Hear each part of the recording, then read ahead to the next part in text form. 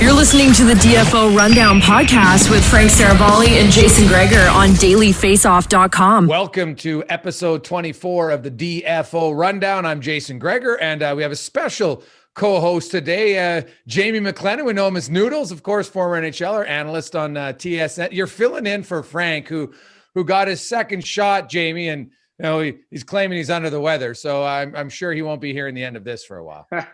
Well, that's at least good. That's good news that he got his second shot. We all have our fingers crossed that everyone will be getting ours in Canada sooner than later. So, yeah, it's good.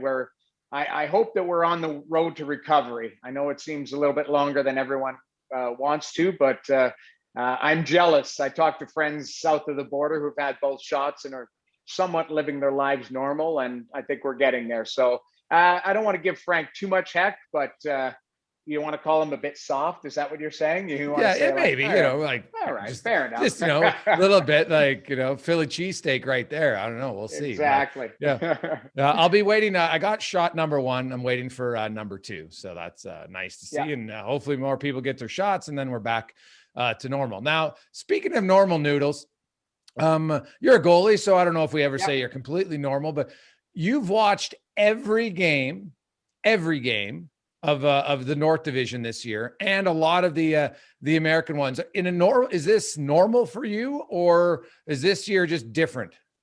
It's a little bit different. I do watch like during the season. If it was an 82 game season, I minimum watch 2 games a night. Like I'll watch an early one, late one. Like that's always been my thing. So I usually watch anywhere from about 700 games a year, like, in an 82 game season. This year, I've made, a conscious effort to watch every game the Canadian teams have played.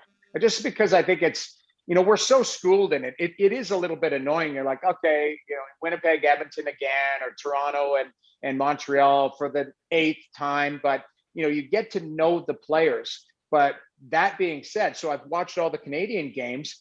Now I'm like, okay, who plays for Arizona? Like I better watch. So I've made a conscious effort on, maybe other people are watching a Blue Jays game. I'm watching Arizona, San Jose play and like trying to figure out some of the names that have been infused into the lineup, that type of stuff. So I think it's good research, but it's also good to keep your mind fresh of like, hey, there is a league going on south of the border, and there's some pretty good teams down there. I know everyone's like, hey, the Maple Leafs and the Oilers and Winnipeg, but you're like, oh yeah, Vegas is a really good team that's won 10 games in a row. Might want to pay attention to them. And Colorado, and there's some St. Louis isn't going away. Like there's some teams that are really strong south of the border. So I want to make sure I'm up to speed on them, that they don't just surprise a Canadian team and go, oh, we didn't really know they were good come conference finals.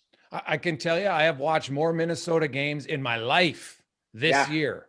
Right now, they're a good team, but I watched a lot of the West, obviously, because of my nephew in San Jose. So, but I've watched more. I find I'm watching more. I've got the NHL package at home. I've got it on, and I actually quite like it because I kind of like seeing the same teams over and over. Like you watch, I expected the Flyers to be better. I'm still stunned. Every time I turn the TV on, it's a Flyers game. I'm like, how is this team so bad? I don't get it. Meanwhile, like the Pittsburgh Penguins, I don't know about you, Noodles, but they're the biggest surprise to me this year. I watched the Penguins game. They're super fast. Obviously, they still got Crosby's pretty good, but they've got so many other guys on that team that excel, that like that division, it really excites me, maybe more than any division, to be honest, because Washington, I'm a huge Ovechkin fan. I've always loved Ovechkin. I like goals. Right. Then you look at Pittsburgh, the Boston trades, Taylor Hall comes there, and evidently all the experts who claim that Hall still wasn't good, there's probably lots of crow that they're eating because him and David Krejci, you talk about fits for guys. Krejci and Hall have been like a perfect marriage right now. Yeah, but I think what it is when you think of Boston, you just think of that top line. And you're like, okay, that top line just carries them, the top heavy. The guy who makes the most money on that team just from the salary structure is Krejci, which is crazy. But he is such an underrated player, undervalued, because everyone focuses on Bergeron, Marchand, Pasternak, and so they should. That's a star. That is a star-heavy team from the top. But Krejci, I think when you look at the success of that team, he's a Swiss Army knife. He can play with anybody because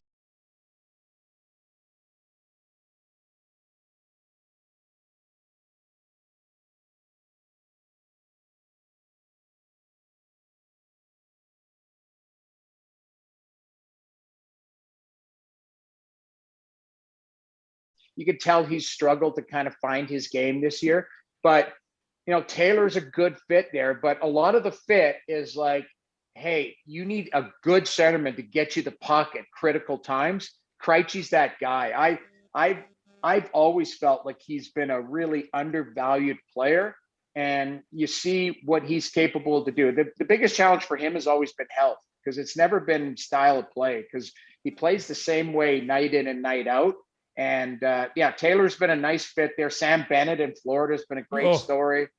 But, again, you look at who he's playing with, like Huberdeau's a hell of a player. Like Huberdeau's a really quality player. So, guys who've changed teams, a lot of times there's been that big deal at the deadline.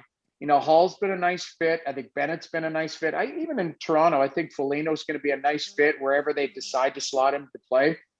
Teams tried to acquire what would fit with your organization very quickly. It's not like, hey, we don't have 25 games to make this work. It's like, we've got less runway and more pressure on us to make these work. So I've liked the fit. And you're right, there's a lot of people that are eating crow on Taylor.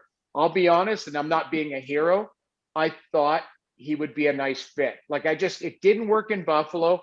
And I'll say this, and I know I'm getting long-winded, but it's going to tie everything together. Buffalo started the first 10 games 4-4-2. I thought they made some nice moves in the offseason. Allmark's a good goaltender. You get Stahl, you get Taylor Hall. You add that into Olofsson, who's a really good player. I thought Skinner was going to have a bounce back. So I thought, okay, Buffalo's going to be okay. They start 4-4-2. Then COVID just rips them apart, and they never recovered. What we're seeing on the COVID recovery is the Vancouver Canucks right now. Like I feel I'm almost sick to my stomach for them. I did the game Monday and Wednesday in Ottawa this week of that, watching them play last night against Toronto. Like, it's not from a lack of effort. They just don't, like, it's not there. Like, and Buffalo had to go through that in that recovery. And, listening to, we had Eric Stahl on our show. Eric was basically, saying there were so many things that went wrong, but he's like, some guys got so sick and they struggled to recover. And you're trying to, jump on a moving train. And we're seeing it happen with Vancouver. So I think Buffalo, it was a tough situation. Taylor was a part of that. I don't know of his medical condition, whether he had it or not, or anything like that. But it just seems like the team got shredded. So I was looking at Taylor's situation and going, I think there's more there. He's a guy with a lot of pride, and it's been a perfect fit in Boston. Yeah, it's funny how it hits some guys different. And, Vancouver next week, 4 games in 6 days against Connor McDavid in the Oilers. Yeah. Like, I could see 97. He goes off against healthy teams. So you could see what he does against them. And, like James Neal spoke pretty openly about his COVID, and he had it once, and then he had like not COVID again, but like 6 weeks later, he was down for a week to 10 days again. And I think this is a year where the teams themselves, hopefully, like, they know the players who have it. And that's got to be something, like, when it comes to free agents and re-signing and trading guys, to maybe not overreact to how a player played this year because of the COVID, but also, Nudes, just the mental makeup. Like, I talked to so many players, like, we get to do more in our daily lives than most NHL players do. They didn't get to go to any restaurants. When restaurants were open, if you wanted to go, you could go. Not for the NHL. You can't go anywhere. And, you're not, like, I got married guys who are living in the basement of their house because they're trying to stay away from their kids who are in school. Like, it's a mental drain this year, unlike anything we've ever seen. It is. And even talking to the guys in the bubble, they felt like it was like, one of my buddies said, it was so, now I know if I committed tax fraud, like, is that what, the what is it, like the we call it white collar crime or whatever, like, like the country club prison where, it's not with the murderers and all that, but it's like, that's what they felt like the yard was where in Edmonton was where they the Tim Hortons truck was. And it was funny, like talking to coaches, they're like, yeah, I'd see a coach at Tim Hortons truck. That was what we looked forward to. And one of my buddies is like, I feel like I was in prison for a couple months. And, again, just tongue in cheek.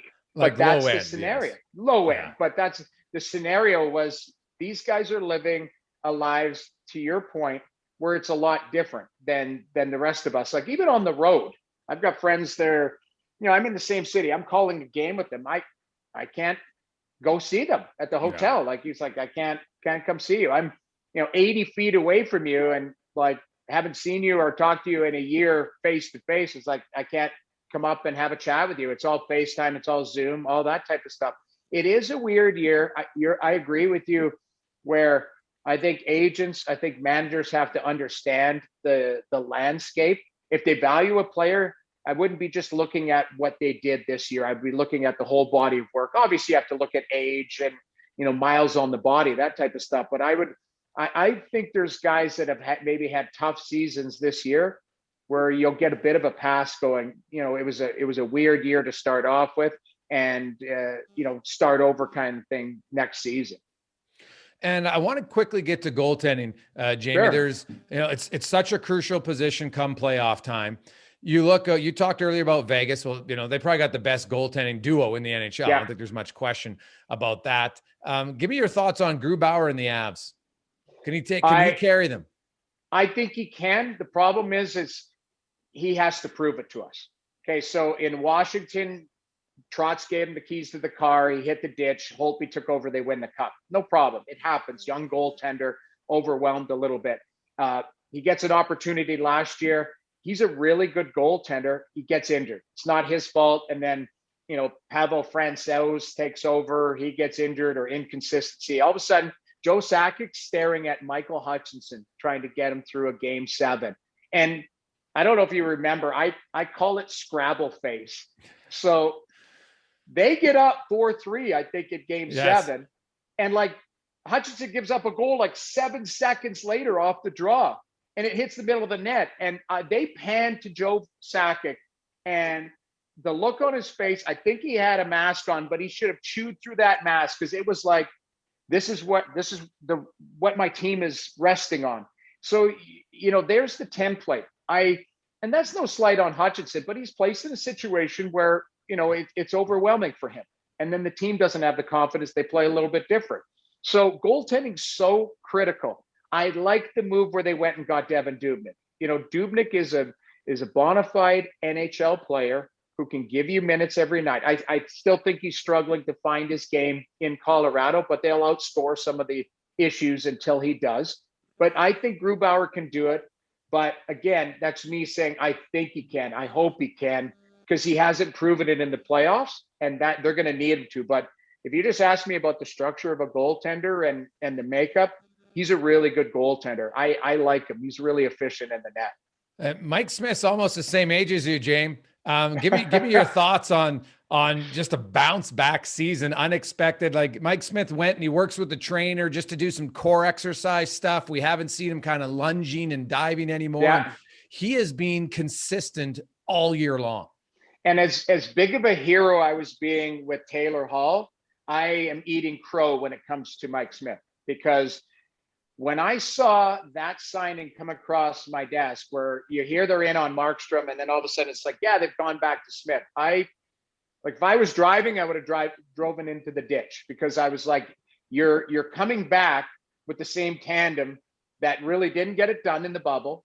That Mike Smith, I believe, don't quote me, but I think he was 44th out of 52 goaltenders that played 15 or more games last year. You're a better stats guy than I am, but I remember it's save percentage.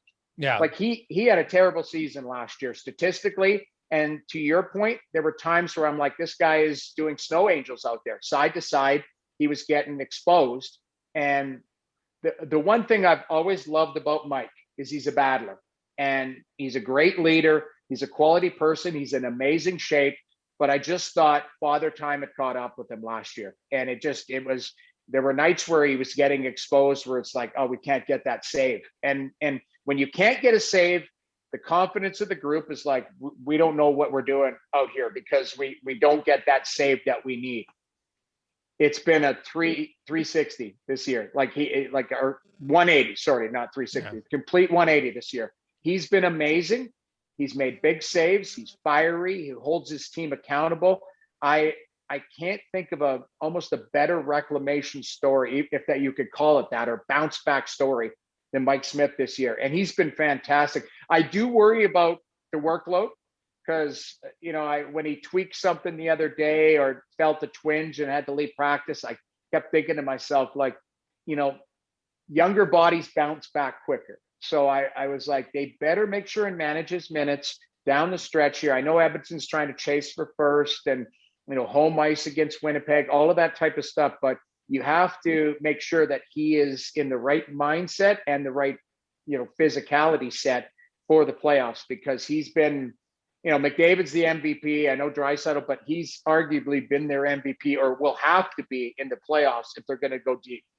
Yeah, the thing about Smith was last year, really from January to March, when the Oilers went on a run and they were like fifth best team in the league, he was good. Like, he won a lot of games. His save percentage was only like 9, 14 or 15 at that time, but he kind of made big saves. The other thing that's helped Edmonton now is Mikko Koskinen in a backup role has like a 929 save percentage in his 9 starts. So, you could, I think Edmonton's had a pretty lax schedule because of, all the games that were canceled twice with Montreal and then with Vancouver. So they haven't had too many games to play. And I'm curious to see how Tippett uses those guys in May. Obviously, he'll split the back-to-back next week, but it's a fine line of giving him too much rest if he all of a sudden doesn't play for too long. So I'm kind of curious how they work that. But he's been fantastic. Quickly, before we get to buy or sell, the goaltending in Toronto, everybody thinks and looks and says, hey, Toronto's got a really good team, but they got the biggest question mark at one of the most important positions. Do you think Freddy Andersen can come back and play this year in the playoffs? I do, but he's got to get playing. Again, without knowing the nature of the injury and where he's at mentally and physically, I had it kind of laid out in my mind. I'm like, okay, they played Montreal Wednesday, they played Vancouver last night. Like, that would have been a perfect game to kind of insert him home to Vancouver. Now I'm thinking, okay, maybe Saturday home to Vancouver, because they're running out of games. Like that, they got seven games left, I think, 6 or 7 games. Like, to me, it's not like he needs one game and he's good to go. Like, he's gonna need 3 or 4 games to feel comfortable practicing with the guys. Succession of practices, all these types of things where not only you test the nature of the injury from a stability standpoint, he's already said that it's something going on around his knee. So we do know that. So you want to make sure structurally it's 100% but then mentally, so that it's not affecting your game, going, can I push here? Can I push strong? Can I go up and down and side to side without going, oh, am I ginger on my knee? Like, that's another hurdle to get over. So he's got a couple hurdles to get past. And again, coming back, they don't have 25 games. So I think it's going to be Jack Campbell's net until there is a stub of a toe here or there. We have seen teams that go deep into the playoffs that use 2 goaltenders. And I think that's what they're thinking is like, if Jack struggles or is overwhelmed, Freddie will be ready. But I just don't think it's like game 1 of the playoffs. Freddie, you've played 1.5 or 2 games. Here you go. Like, let's see. Like, I think it's going to be, they're making sure Jack Campbell's ready. And if Freddie happens to be ready that game 1 in that, then they've got an option to go to him. But I would have said you're crazy a month ago saying, Jack Campbell's your guy, but he's earned the right. And the fact that the giant question mark surrounding Freddie, it's concerning. And believe me, you feel it around here in Toronto. Like, they do believe they've got a good team, and they do have a good team.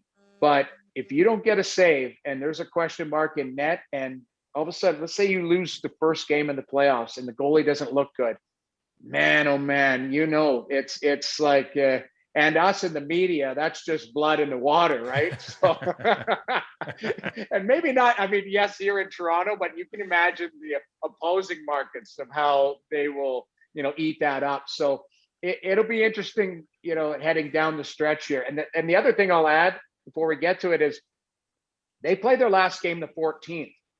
Calgary and Vancouver, because of those made up games, they finished the 19th. So there's 5 or 6 days of rest again. So it's not even like getting into a groove and 2 days later you start the playoffs. It's like, hey, we finish on a Friday or a Saturday, and potentially if they don't start the playoffs while Calgary and Vancouver are still playing, then it might be another 5 or 6 days before they get going. One last one, Jamie, because this is something that you experienced your entire career. You would go 2-3 weeks without playing, and then you'd come in, but you practiced all that time. So what are the 2 key focal points that Andersen, if he's practicing, and even if he only plays one game, what technical stuff can you work on as a goalie to ensure that you're ready? So the first one is game simulation. So Steve Briere is a really good goalie coach. So I have no worries about, the type of drills that he'll put Freddy through just for cleaning up the technical aspect. So, really there's 20 different shots that you could face, wraparounds and side to side and low to high and point shots with a screen and tip. So, they'll go through all those scenarios. So you'll be able to feel comfortable seeing the puck, going through, but nothing replaces game intensity, the bodies in front, crashing the net, just feeling comfortable. A lot of it is comfort in the net, where you're not taking a look down to go, where's my positioning? It's just habit. And it's that feel and stuff like that. You can't replace it. It's like, as hard as you want to skate in practice to be in, wind shape as a player, nothing replaces game intensity when the puck drops and you've got to go balls to the wall for 40 seconds, or you're chasing somebody on the back check. Same for a goaltender. Nothing's going to replicate. And I know there's not fans in the stands, but when it comes down the stretch, every shot is like a playoff shot. So, you're a golfer, I think, right? So, not very good. Okay. But, I'm an 8-foot putt or a 6-foot putt, and then you have the world watching it. It's a different mindset. So those are the things that can't be replicated. You just have to go through that process in the game. And that'll be the challenge for Freddy, right away, getting up to speed in that comfort level in his own skin out there. Yeah. And there's a few young goalies around the league just kind of experiencing it for the first time that I'll be curious to watch. Let's bring in producer Ty now for our weekly buy or sell.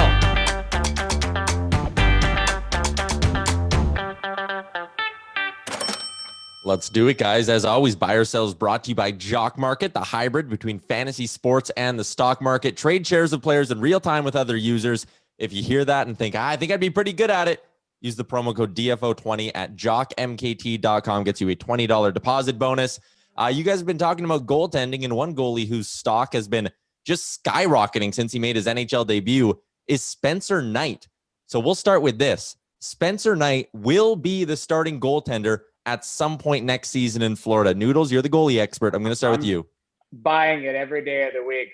You hear Joel Quenneville's comments, even last night. He's like, I'm looking at this guy, and he goes, it continues to impress. Now, I think they have the luxury with Bobrovsky on term there. You can, even if you split the time, but I think they will give an opportunity tonight to play, especially with scheduling now. And you're not going to see Bobrovsky play 65 games. I think Spencer Knight, there's a chance. I think he's going to be a star in the league. I personally do. I've watched him. I think he's got all the mechanics, a lot like Carter Hart. The problem is Carter Hart is playing, behind a disaster, and he's been a disaster himself. And unfortunately, I love the guy. It's just a bit of an off year, but I think Spencer Knight's going to be a star in this league, and I think he's going to get every opportunity to do that. And believe me, Joel Quenneville doesn't look at your paycheck when he puts somebody on the ice. It's who's going. He's always done that with goaltenders, and he'll give Knight every opportunity. I'm going to sell only because I think I think it could be split. It could be very close, but I think ultimately Bobrovsky, in an 82 game season, he might end up with 45 starts or 48, somewhere along there. I think it'll be close, but it's funny because Florida is one of those teams I never watch. I watch them a lot. I love Huberdeau. I love Barkov. Bennett's been unreal since there. And yeah, Spencer Knight, young goalies. I do wonder if there's ever going to be a change in the mindset of allowing more young goalies to get opportunities. It's more the mental thing, but we've seen young forwards, we've seen young defensemen all the time get in. Goaltending was being, you're not 24 or 5. Well, unless you're like a top 5 pick, but Spencer Knight was pretty high pick. Carter Hart's pretty high pick. There's a few goalies this year in the draft that are, going to be maybe top 15 picks. Maybe slowly it's changing, but I don't think he's going to come in and be the starter just yet. Number 2 on the buy or sell list, Ryan Miller announced his retirement earlier this week. I struggled with this one. I didn't know if it was an insane thing to say, but he has the most wins all time out of American goalies. So I'll go with this. Ryan Miller is the best American goaltender of all time. Jason, you buying or selling? Ooh. I couldn't decide. I sat with this one for a while. I was like, I don't know. It kind of depends how much you value team success versus personal success. Yeah, I don't know if I'd put him ahead of Tommy Barrasso. So I'm gonna sell and say no. I think he's very close. He's had a really good career. He's a solid goalie for a long time. Highly competitive. Won a lot of big games, but I will sell. I'm gonna sell too. I'll admit this. I got caught down a rabbit hole watching Lucic run him over about 30 times last night. That's one of the most insane hits. It popped his helmet off. His he crushed almost him. went into the stands. Yeah. But I agree, Tom Barrasso. I've always been a Jonathan Quick guy too. Yeah. Quickie's, Conn Smythe, Cups, all of that type of stuff. Miller's right there. Now, would we think differently about Ryan Miller if Crosby didn't score that goal? If they won, that goal, if the gold medal was his instead of, silver. I always think of that because Miller has been a brilliant goaltender. I thought the question was going to be, is he a Hall of Famer? Which I'm still on the fence with too, because I think Barrasso is I think Barrasso was brilliant, absolutely brilliant. And I've always pushed for more goaltenders in the Hall of Fame because what is the criteria? We still don't know what the criteria is for a lot of these things. But anyway, so I'm going to sell just based on, I think there's a couple goaltenders ahead of him. It's no slight on him. I just think there's a wealth of goalies down there. You guys touched on the Minnesota Wild a little bit earlier on. And Jason, you said you're watching more games of theirs than ever. And a big reason why is probably Kirill the Thrill Kaprizov. I'm going to say this. He will win an MVP at some point in his career. Noodles, you buying or selling? Ooh. Well, what does he say he is? He says he's 23. I never believe. He's same age as McDavid. He's a 97. I know. I always joke that I have this running joke that I've played with players that have come from Russia, and you never know how old they are. So Kaprizov could be 35 years old right now, but he's unbelievable. I have a tough time with because of McDavid. I think McDavid. I think the best player and MVP is McDavid's until he if something happens to him, he tweaks a groin or something.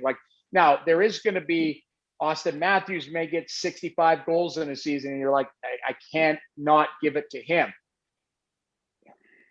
I'm going to sell just based on the people around him. Now, I would love to see what this guy's going to be like in 2 years, because I think he's so exciting.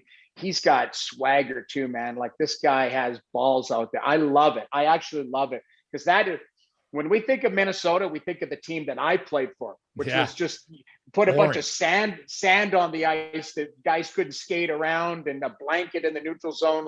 That's not the case. They are a good team. So I'm just it's because of the competition around him, I'm going to say no. Yeah, I agree. He would have to have an Ovi-like season of scoring a lot of goals. Because there's Ovechkin and Kane and Kucherov, when they won the Hearts, look at how many points they put up. So it's tough because of McDavid and Matthews and, a few other guys. Jonathan Huberdeau's a really good player. Yeah, and I think McKinnon. there's a few others. Yeah, so I'm going to sell only because I think it's tough to begin with to do it. But he's not as good of a goal scorer, albeit a rookie, as Matthews. So if he's not going to outpoint McDavid, can he outscore Matthews? That's probably what you have to look at to be an MVP. Right. Number 4, you guys also touched on the Flyers and just sort of the shit show their season's been. They're already 13 points out of a playoff spot for a team that had playoff aspirations. It's brutal. I'm going to say the Flyers have had the most disappointing season in the NHL. Gregor, you buying or selling? Oh, I'm buying all day long, man. I'm Jumping buying on it. all day. Like, I don't even think it's close. Like, you look at their lineup, you look at how they played last year in January on. Like, they had young guys at key positions, and you're like, man, this team's going to be really good. They got some depth, and they haven't even been close. Like, I saw them play New Jersey last night. They look brutal. Like, Carter Hart struggled, and that will happen. But the rest of their team, like, easily to me, like, it would be hard for me to pick who was the second biggest disappointing team right now, because I might have the Flyers first, second, and third. Yeah, I'm going to buy that too. I'll say this more just to keep it more north. Like, Calgary might be a team that I expected more at the start of the season, and they're chasing it. Just from an expectation standpoint, I just didn't think I thought Markstrom would be brilliant right from day one, and they've had their struggles. But Philly, I thought, was going to be challenging, right at the top. They seemed on a progression, on the upswing, and it's just everything they have touched has gone sour. I think Kevin Hayes was he a healthy scratch technically last night? Like, it was, they're paying $7 million to that guy. Oh, yeah. He looked like he won a contest a couple of nights ago to skate with the Flyers. Like, there's a couple contest winners out there these days, but honestly, I would buy that. I think Philly has been the biggest disappointment, but I would say that Calgary, for me anyways, I still thought they'd be battling Edmonton for a playoff spot. Yeah. At the start of the season, I thought personally it was going to be Winnipeg, Toronto, Montreal, and Edmonton and Calgary battling for that fourth spot. That's just what I thought. I thought Vancouver was going to take a step back just based on losing the goalie and the defenseman. So I had Vancouver at 6 and Ottawa at 7. And I thought Winnipeg was going to be 1 just based on their depth. They've hit the ditch lately, but I would say for sure it's Philly. So I'm buying it. Yeah. There really aren't many races going on in the North Division, though. It feels like the 4 playoff teams are locked up. It feels like we almost know the seeds and the matchups, everything. But the one race is Connor McDavid for 100 points. I'm going to say he gets it. Noodles, you buying or selling on Connor McDavid getting to the mid-century mark? I got talked into it the other day. I'm buying it. I worry. Last night's game was an example where it's just like everything they touch. I thought they deserved to win. Like, Markstrom was brilliant, and they missed the net on a bunch of really grade A chances. And then a couple grade A chances they buried right into the chest of Markstrom, where McDavid puts it on a tee for Yamamoto in the slot. He just, he broke the sea. He literally broke the sea right in the middle of the chest. But ultimately, I think he can do it because of the Vancouver situation. Like, Vancouver is going to infuse some players at the end of the season here. Their schedules, they look like COVID has just ravaged them. And I think a guy like 97, if he gets close, last 4 games, he needs 8 points or something like that. He's going to turn it up even more, which is crazy. So I'm buying it. I'm buying it. Yeah, he just went 13 points in 4 games against Montreal and Winnipeg, who are both playoff teams. Yeah. So, he's got 5 games out of 7 of 5 of their last 7 are against Vancouver, 4 in a row. And I think we're starting to see the after effects. The adrenaline has worn off, and they are now just in the death throes of COVID recovery. And like 90, he could have scored 2 points a night against them when they're healthy. I could see another 4 and a 5-point night. If he has 1 4 5-point night, he's getting it easily. So I thought at the start of the year, I had him at 1.75 points, which was 98 on the season. So I'm gonna go with the 100 because he's just that good. Like, it's funny. You talk to, I've never in the 20 years, like, even when Crosby was at his peak, I never had opposing players talk about Crosby the way they do McDavid, right? Like, Crosby probably was a better overall defensive player young in his career than McDavid. I think we can all agree on that. But when McDavid has the puck, like, guys literally at times, like, they're like, I can be in good position, and if my gap is not perfect, I'm and that's literally what they say. Yeah, you're right. The crazy part about it too is I've done a bunch of games this year. They think it's a success holding him to 2 points. Like, it's the word isn't like shutting him down, it's containing. Like, hey, we ended up beating Edmonton 4-2 and he got 2 points. Like, hey, we had an amazing night. Like, that's like, it's not just like shutting him out. It's like containing him, because he's going to get 2 or 3 looks a night where he's generated it himself and created some speed or got a nice outlet pass or something, or Draisaitl pulls some people to him and just feathers it. Like, he gets looks every night. So the word is containment with him. It's not just shutting him down. It's just trying to contain him. Like, hey, let's keep him to 2 points tonight, type of thing. The wildest McDavid stat for me, you could take away all his goals. He's still top 10 in the NHL, and he's second in the league in goals as well. It's been a crazy year for 97. That's Buy or Sell, brought to you by Jock Market. Check them out, jockmkt.com. They're also on Twitter and Instagram at jockmkt. That promo code, once again, is DFO20. Thanks, Ty. We appreciate it. And hey, Noodles, man, I really appreciate you stepping in, especially kind of last moment. But you know what? I thought, who is the best who could just come in unprepared and knock it out of the park? Well, none better than, an all-time backup. Many times you're probably sitting on the bench, having a cup of coffee in between periods or in the first 10 minutes. And, on the rare nights when Kaprizov struggled and all of a sudden you're going in. I want to quickly talk about that as a backup. So, because I'm sure there are games where it's like, I'm not playing tonight. Like, I always heard the professionals say, well, I prepare every game like I'm going to play. Now, maybe that was true to a point, but there must have been some games where you're like, dude, I'm not playing tonight. So would you relax? And then all of a sudden, Kaprizov or Luongo all of a sudden had a rare off night and you're like, holy shit, I got to go in. How did you suddenly change your mindset? One night I never played guilty. Like, I like to consider myself a decent pro that way. But I mean, in LA, I went out one night and it was awful. Like, my morning skate was just literally trying to sweat out some whiskey. And that afternoon I had the power nap of my life. And I'm like, that's all right. Like, I'm not playing that night. And I'll admit, it was in St. Louis. So Roman Turek was starting and we're 10 minutes into the game. And he allows 3 goals, and Q is looking down at me. I've got invisible paint, and I'm painting myself. Like, I just hope that he forgets that he has another goalie. And I hear him go, Noodles, get the F in there. And I'm like, oh. So I go in, I'm still like, can taste whiskey. And I'm like, oh, like, get in there. And I allow like the first shot goes in. I'm like, oh my God, I'm praying. I'm like, hockey gods, just give me one, please. Like, it just, like, the adrenaline got going. And we ended up coming back and tying the game. And that was it back. You could actually have a tie. So we tied that night. But honestly, there are times where, yes, as a backup, you will let your guard down a little bit. I just had it. And that's honestly, that situation in LA was like literally once in my career. And I never did it again after that, because I was so scared. But as a backup, you prepare differently. So starter is it's starter routine, backup, it's backup routine. So the only difference is I slept 30 minutes less as the backup.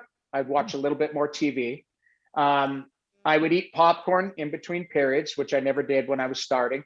And the weird thing, I always attribute this as being a good backup. I used to sit on the bench, and this has maybe helped me with my analyst situation now, and envision myself in the game. And I don't know how many times I said to myself, that would have been a goal on me. I'm watching Kaprizov, I'm watching Grant Fear, I'm watching, all of the great goaltenders I played with, and go, man, that was a great save. How would I envision myself making that save? I wouldn't. That would have been a goal on me. Or, I would like to. That's how I kept my mind around it, is I was living the game in my mind so that if I got thrown in, I was already dialed into it. So I treated it that way. But I'm not lying. Like, I was a lot lighter in the dress room. I felt my job was to yuck it up and keep the boys light, but be, very vocal. And the trainers knew popcorn for me. I always had popcorn in the trainer's room. So I'd go and eat there. And so my food routine was different. My mental routine is I just tried to stay in the game. And I think that helped me be a decent backup, because I felt like I could come in cold And if something happened, if, the starter was out to lunch that day, or there was an injury here or there, that you could come in and try and stop the bleeding. It never happened every time. There were times I come in and stunk the joint out. One time in Calgary, we were losing to Washington like 4-0 early in the second period, and Darryl threw me in, and I made an unbelievable save on Peter Bondra off the draw. Like, it went into my glove and I windmilled it. I thought it was the greatest save ever. And then somebody scored from on the goal line the next shift, like a terrible goal off my skate. And Darryl pulled me back out. I was so embarrassed, so rattled, because like you're supposed to stop the bleeding. And I let in a bad goal and he pulled me. The next day he read me the riot act. It was pretty funny because he was like, he had this whiteboard on in his office, and he calls me in. Jimmy Playfair comes in and goes, hey, Darryl wants to see you. I'm like, oh, this isn't going to be good. So I go in and he's got a bunch of things written on the board. He's like, preparation. And he's like, how do you think your preparation is? And I'm like, well, I think it's pretty good. He's like, A, writes an A beside it. And he's like, how's your conditioning? And I'm like, I think it's pretty good. He goes, pretty good, B+.